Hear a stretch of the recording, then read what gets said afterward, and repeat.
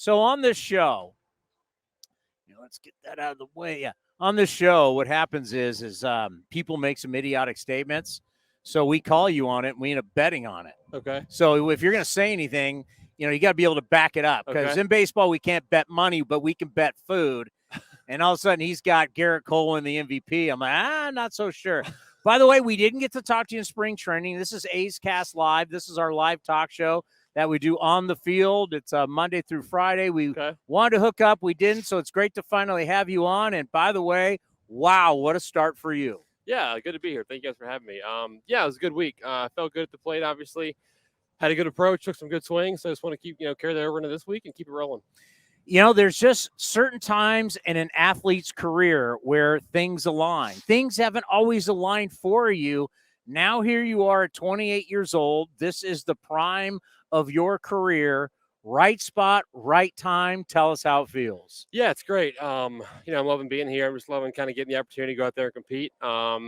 And try to prove myself and prove what I can do. Kind of like you said, the past few years I haven't gotten the opportunities that I've been looking for, that I felt that I maybe deserved. So it's been nice to get those here, and play pretty well while doing it. And obviously, we just want to, the guys in that clubhouse, we're going to come out and play hard and compete every night. So we always talk about Oakland being the land of opportunity. It doesn't matter where you were drafted, when you were drafted, who drafted you, what's your sign-in bonus, all the different things that have people blocked. Like we've talked to Ryan Noda about Freddie Freeman blocking him. I mean, all these organizations, there's different reasons why guys get called. Here, you play, you get promoted, you had a great spring. Just what has that meant to you that when you signed here, they told you that and they lived up to it? Yeah, that means a lot. As a player, when you get picked up by a team or you get to a new organization and the front office and the manager pretty much straight up tell you, hey, like there's opportunity here for you to compete. If you come in and you earn it, you're going to win a job and you're going to win a spot. And for them to kind of live up to that and make true on their word when I went out and had a good spring meant a lot to me as a player. And I know it means a lot to a lot of guys in that clubhouse too.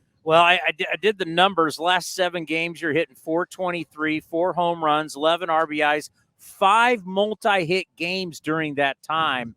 What's a little bit different right now for you? The only thing I tweaked was my timing a little bit. I just wanted to be able to get started a little bit earlier and be on time more. I felt like I had some streaks during spring training where I was hitting really well, but then I had some times where I didn't do what I wanted to do. And during those times, I just felt kind of rushed and like I didn't have enough time to make necessarily adjustments mid-swing or make the right moves that I wanted to make. So I just kind of made a conscious effort to change my initial move a little bit to get started earlier and a little bit more on time. And I think it's paid off so far. When you think about your career, you're everything out of the SEC, Mississippi State, and high draft pick, the signing boat, you got all that going. Just through the years, how frustrating was it that you probably didn't live up to what you expected? Yeah, I definitely had those times in my career where, I have certain expectations of myself. And the opportunities I was given in the big leagues, I didn't meet those expectations. I didn't do what I wanted to do, kind of year over year, starting in 2019. I played in AAA and put up numbers and kind of met the expectations there. And then when I get promoted and get the chance to kind of carry it over, I just wasn't able to do it. And it gets frustrating and it gets hard at times as a player, but you just kind of keep your head down, keep grinding and waiting for that one opportunity that does click and does pay off. The one thing just watching you and you notice when you get the arms extended, When you get, it's the pop off the bat. I think about the 1 home run in Baltimore, dead central. You knew it right away. It's that, it when you're going good and you get that extension. What is that feeling like for you? Yeah, it goes a lot. It's a lot just me being on time. When I'm on time, and I'm able to catch balls out front and be on time for fastballs and still make adjustments on breaking balls is when I'm going really well. And that's kind of what I've been doing the last week and what's been working is I've been able to, hit some fastballs pull side and then also just kind of be ready in a hitting position early enough to be able to adjust when I recognize breaking balls that are kind of hanging up in the zone and then put good swings on those too. Well, and when you talk about that kind of timing too, we are now at an all-time high, even in 2023. You've been seeing it now for years. You've probably been seeing it since college, but all-time high velocity. But even this year, we're at an all-time high velocity, but yet pitchers are throwing less fastballs than ever before. So it's kind of crazy.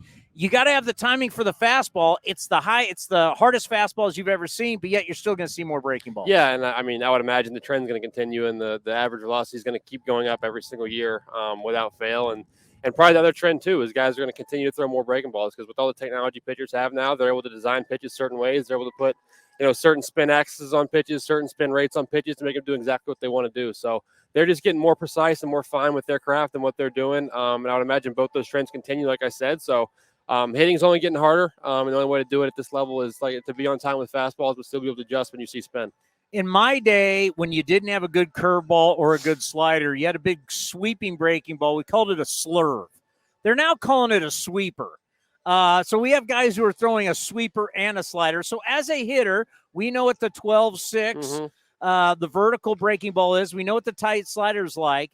This now sweeping breaking ball, more pitchers are throwing it. What does it look like to you as a hitter? Yeah, so it's a pitch we've seen in the past. It's just always been kind of relegated to the low slot. The low arm slot guys could throw it because they can really get on the side of it from down here, sidearm guys, and just put that, whatever spin axis is. Like a frisbee. It's exactly what it looks like. It's a frisbee. And when we're used to seeing it from guys down here, they've just now figured out for how the guys to throw over the top and still be able to throw it. So that's basically what it looks like. It's just a frisbee kind of gradually moving away from you, right on right, just kind of gradually moving across the plate and towards the outside corner. Whereas a traditional slider is obviously there's more shape to it and it's a little sharper and more down. Whereas the sweeper, it just kind of gradual move sideways across the zone horizontally. I know we got a long way to go. You're off to a great start, but I just want to tell you, we have a lot of young kids and a lot of young ball players who watch this program, listen to this program.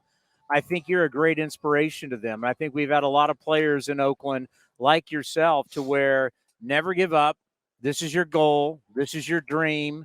And you're making that dream happen. And you're doing it every day right now for the Oakland Athletics. I think you should be very proud of yourself because you are an inspiration to a lot of young ball players out there. Thank you very much. That means a lot. Appreciate that. Good luck tonight. Thank you.